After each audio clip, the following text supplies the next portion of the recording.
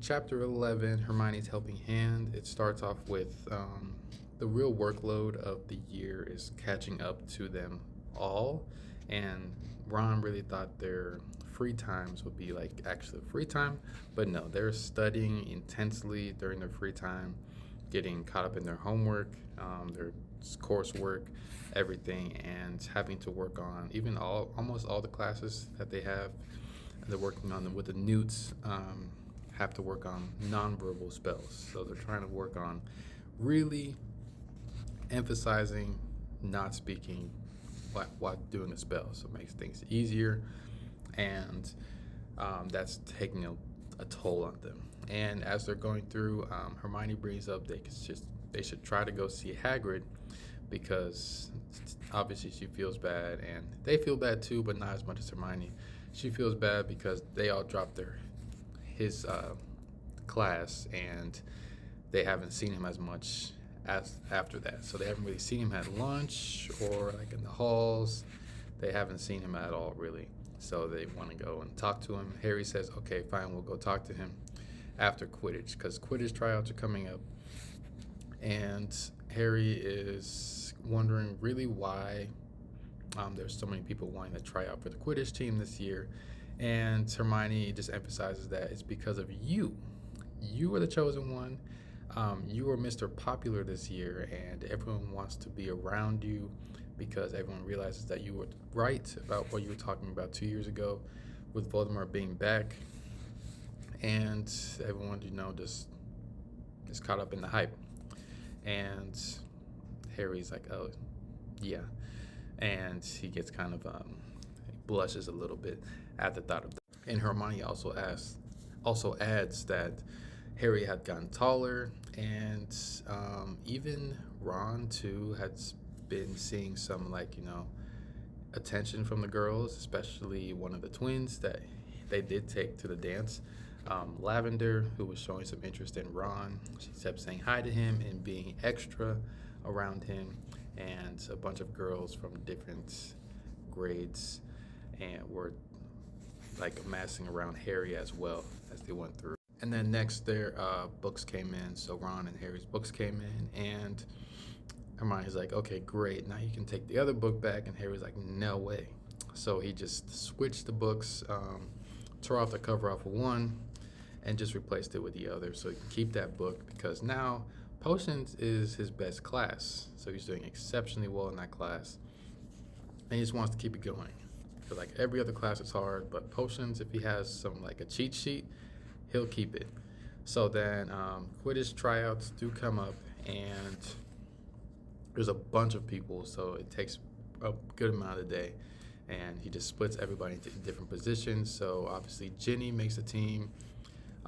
He gets some new people, and there was one kid who was one of the slud club kids, and Harry just kind of felt like he assumed he was going to be on the team just because he was in that club, and he was trying out for keeper. So it was him versus Ron, and he was like not exceptionally, but just like a little more arrogant, it seemed like. And it came down to him and Ron for the keeper position, and Ron ended up winning just by blocking one more goal than him, and that was good. And then Hermione later told told Harry that she had charmed him to make him a little less good. So, but Harry didn't mind that because he was, being extra after he told him that he was not going to be on the team, and he made a big show of it. And so Harry was like, "Oh, I don't care."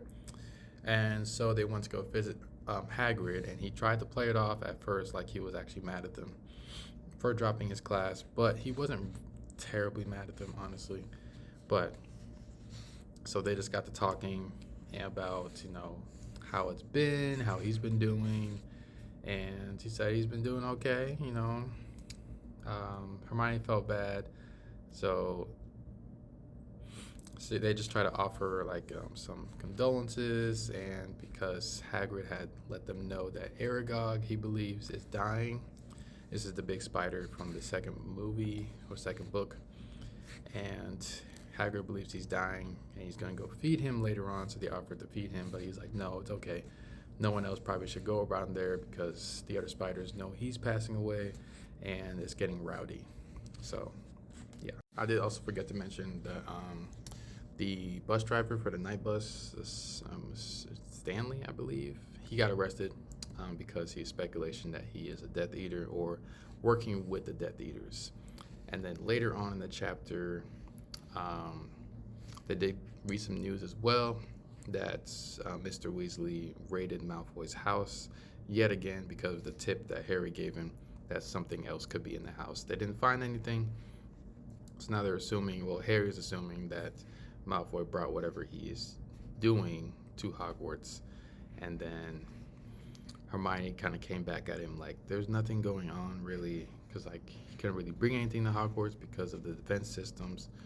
And Harry kept trying to push it, but he was realizing maybe nothing is actually going on.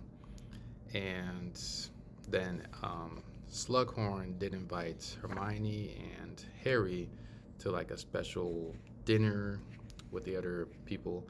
And Harry has his attention, so he's not going to be able to go. So Hermione is going to be going by herself. And Ron kind of took it to heart a little bit that he wasn't invited, that he wasn't really seen as extra special like them two. And even Ginny probably might even get invited because of what a Slughorn I see on the train. And there was a message that came for Harry at the end of the chapter, which was just for basically just to emphasize that nothing will keep him from his detention with Snape.